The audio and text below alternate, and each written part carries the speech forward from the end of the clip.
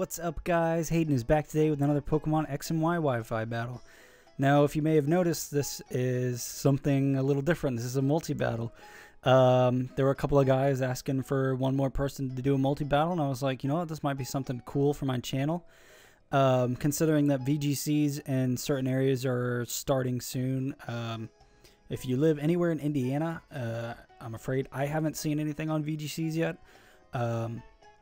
But yeah, anyways, let's go ahead and get into this. But before we do, I should probably say, each person chooses 3 Pokemon. So obviously I chose Politoed, Scizor, and Infernape, and my random chose Gengar, Charizard, and a Ditto.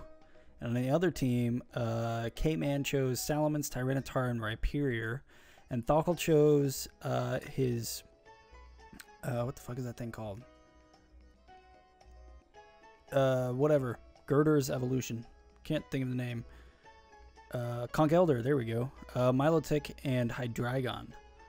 But let's go ahead and get into this. Can't even remember what I let off with. I had this a couple days ago, so memory might be a little off here.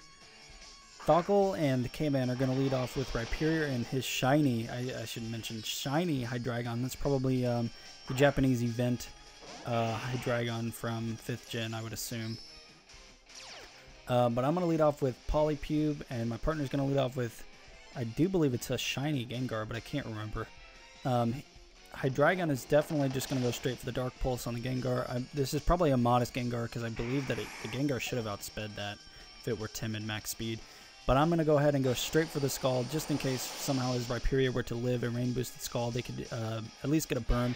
But lucky me, I am going to be able to take that thing out first turn. It's just a little surprising just because how strong Rhyperior is. It doesn't really have much special defense, but it's got crazy defense. Unfortunately now though, my Rain is gone as he sends out his Tyranitar. But my partner's Ditto is going to actually transform into that Hydreigon, which is very nice. It's really nice. Surprisingly, it's really cool. He does have the Imposter Ditto, which is definitely a plus. He's just going to go straight for the Draco Meteor in case his Hydreigon did want to stay in. And there would be a speed tie, but hopefully this Hydreigon would have outsped it if he did. This Tyranitar is just going to go straight for the Dragon Dance here. I go for the Ice Beam here just in case this Hydreigon did want to stay in. But he is going to switch out to his Milotic, so it's not going to do very much damage there. Both of us on our side are going to take Sandstorm damage. His Milotic is as well. So that's something I have to start worrying about, because after a while, Sandstorm damage does add up, and it's quite annoying sometimes.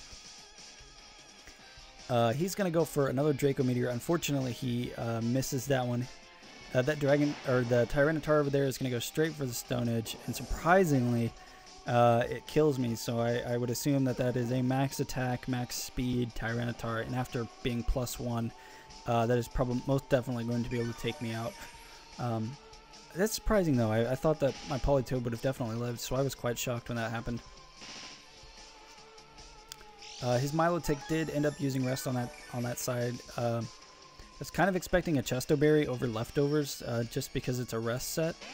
It's actually a Rest Talk set, but you'll see that later. I'm gonna go out to Edward here.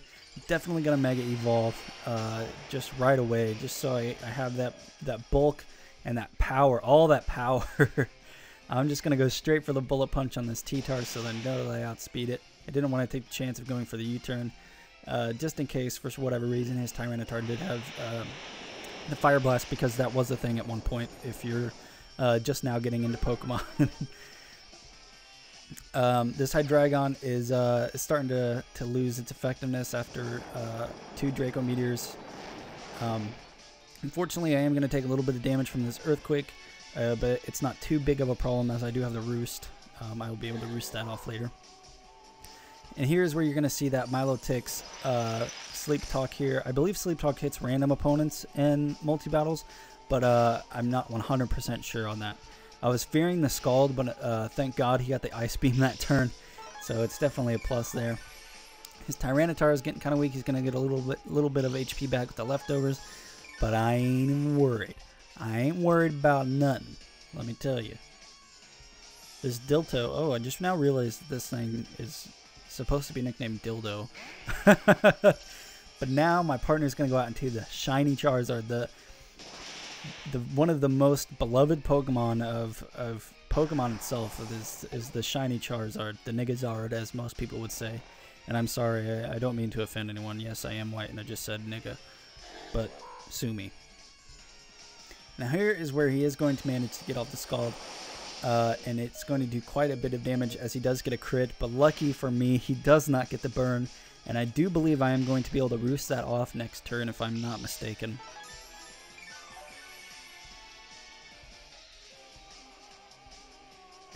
Now K-Man's going to go out into Salamence here, and this is kind of where things start to get a little fucked up.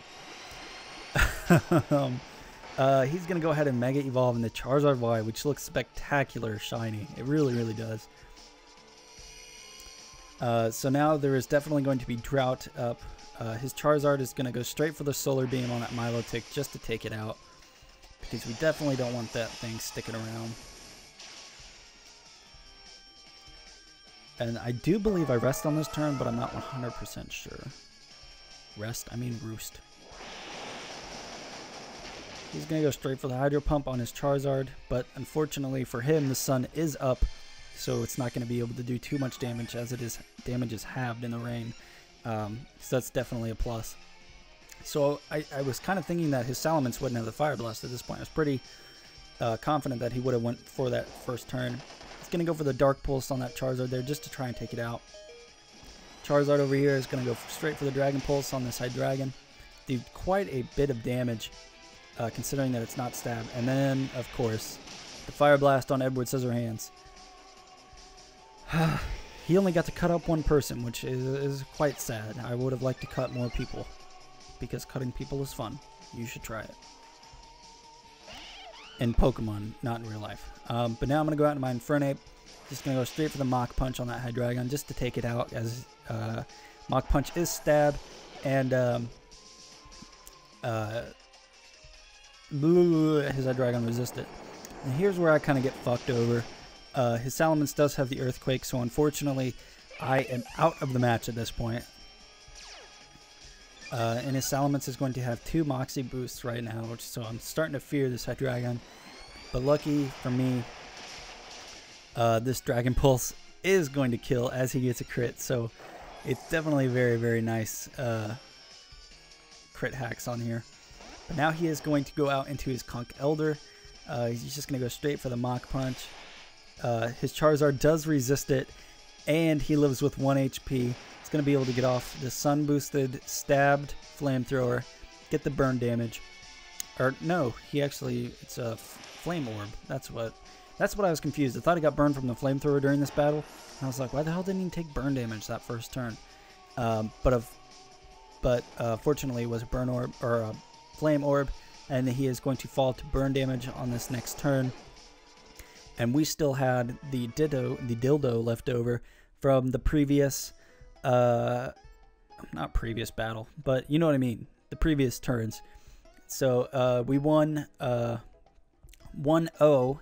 Unfortunately, I was knocked out a little early, but you know, not too early. But I wish I would have been able to do that a little bit better than I had. But it was a good game, guys. Unfortunately, I didn't link any of you to this video. But if you do happen to run across it, let me know, and I will link some stuff for you guys if you so wish it. And guys, I'm officially part of the Pokemon Cartel. Met some guys on Twitch, and we're definitely part of the cartel. And you will see some of those Pokemon in upcoming battles, because now I can just go to them, do a little bit of chit chat, and basically get whatever I need. So it's definitely a plus there. But if you guys have any questions, you know, leave them in the comments. If you have any feedback for me, leave them there as well. If you liked the video, leave the thumbs up, and definitely sub if you aren't. And share the video as well, because I'm trying to get out there and show as many people as I can what Pokemon battling is really all about. And and how deep it really can be. Because a lot of people just think, you know, it's a kid's RPG, but in reality, it's really not. It's more of a, some would say, an adult game. Surprisingly, yes, I know. With a lot of variables in play when you get into IVs, EVs, natures, and all that stuff. But yeah, I know I still need to do a breeding guide, and I might do that next video as I near the end of my winter break. Sad face. But anyways, guys, I'll let you go.